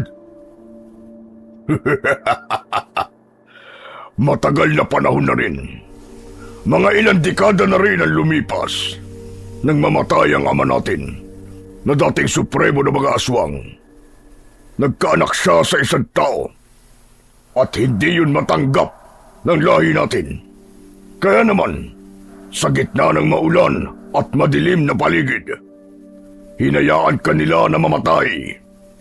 Ngunit sa hindi inaasahang pagkakataon, natagpuan ka ng matandang hukluban na yan na siya ring nakapatay sa tatay natin. Naparito ko para maningil at patayin ang pamilya niyo.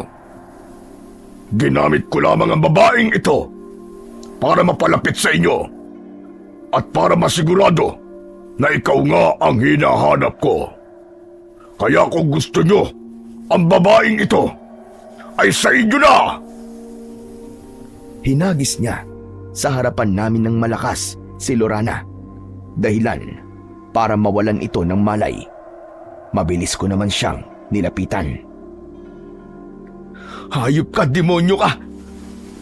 Kaya tama pala ako. Nakalimaw ka! Dahil sa tingin ko sa'yo, ay hindi lang 10 taon ang agwat mo kay Lorana. Pero bakit siya? Bakit mo siya nagawang saktan? Dahil gusto ko na lahat ng malalapit sa inyo ay masaktan. Pinatay ng matandang yan ang aking ama. Kaya sisiguraduhin ko din na tatapusin ko kayo.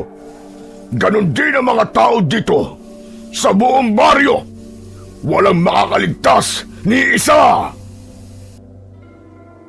Tumigil ka! Dahil walang mamamatay sa amin ni isa. Dahil mula na magkaisip ako, nangako ko sa taong nagpalaki sa akin sa baryong ito na poprotektahan ko silang lahat sa abot ng aking makakaya.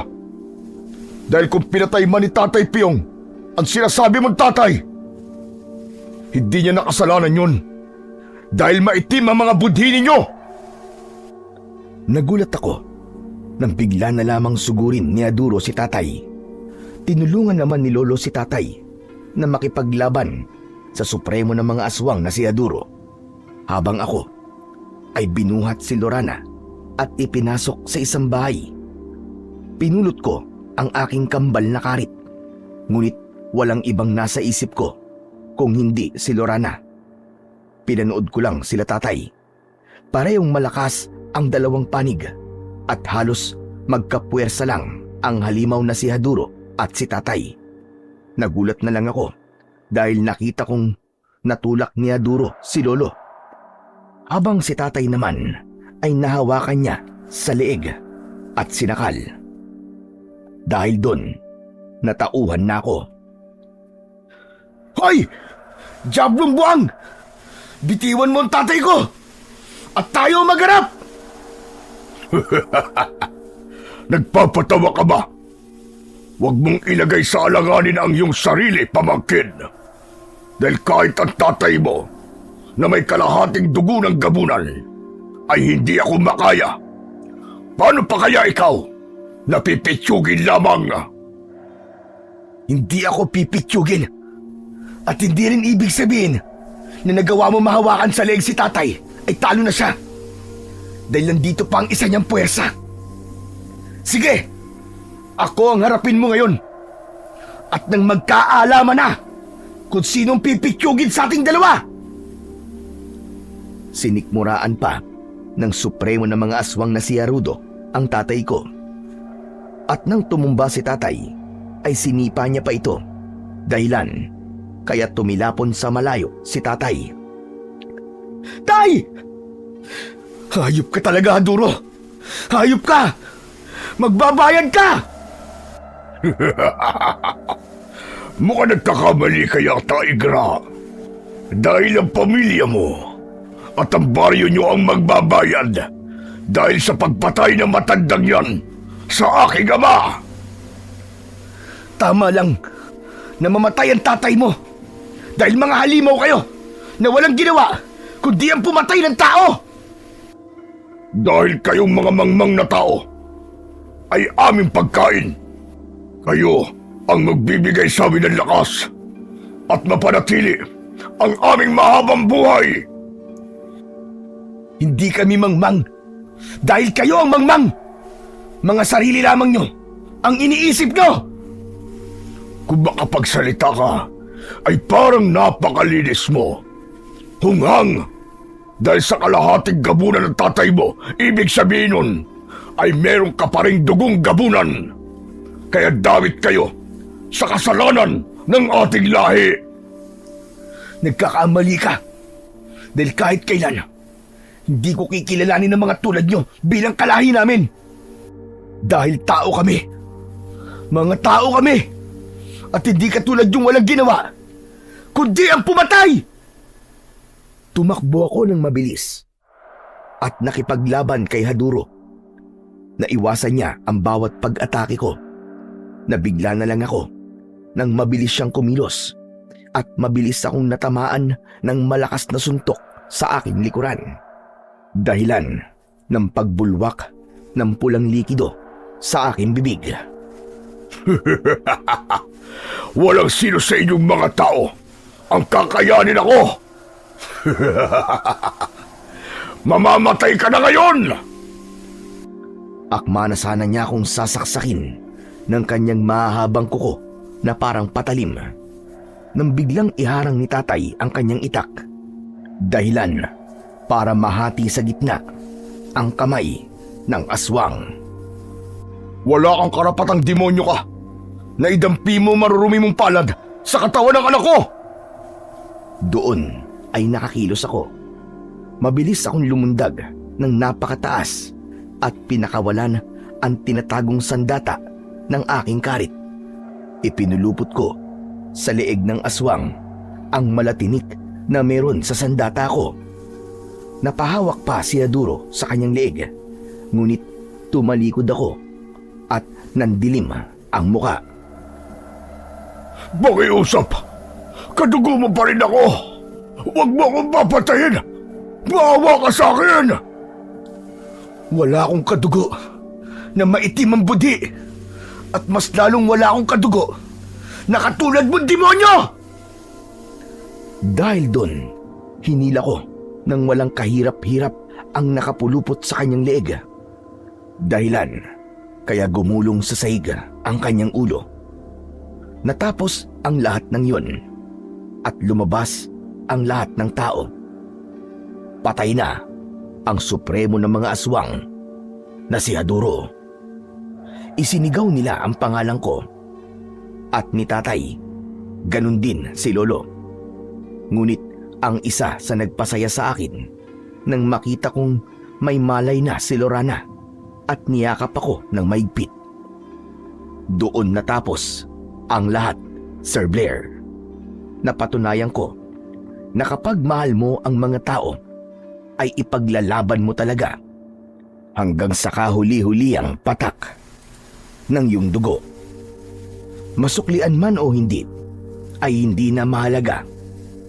Basta't masaya pa rin ako dahil nailigtas ko ang buong baryo at ang lahat ng mga taong mahalaga sa akin at minamahal ko. At ngayon, kami ni Lorana ay kasal na. May 4 na anak at ang 2 sa aking mga anak ay may pamilya na, habang ako, si tatay at si Lorana at ang 2 ko pang mga anak ay nagtutulungan sa aming maliit na negosyo. Habang nag-aaral sila, ay tinutulungan nila ako na palaguin pa ang aming tindahan ng mga walis at iba pang mga gamit. Yun lamang po, Sir Blair, at maraming salamat po sa pagpili sa aking kwento. Malugod na gumagalang, Igra.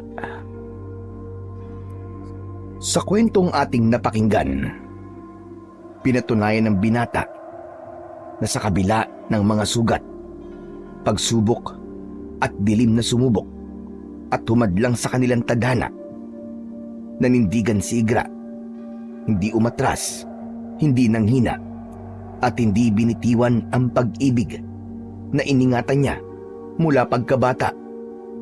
Kahit muntik ng maagaw ng iba at mailayo sa liwanag ang babaeng kanyang minahal, pinatunayan niyang ang tunay na pag-ibig ay hindi sumusuko, bagkus ay lalong tumitibay sa gitna ng panganib. At sa huli, nanaig ang katapatan at katapangan. Nagwagi ang liwanag laban sa kadiliman na pinalakas pa ng pagmamahal. Ang kanilang mga landas na muntik nang magkalayo ay muling pinagtagpo, sapagkat ang pag-ibig na wagas ay laging humahanap ng daan tungo sa wakas na itinadhana. Ang pag-ibig na nagmumula sa katotohanan ay hindi kayang lunurin ng bagyo ni wasakin ng dilim, sapagkat kahit ang buong mundo pa ang humarang, ang wagas at tunay na pag-ibig ay magtatagpo at magtatagpo pa rin sa liwanag at pagmamahalan.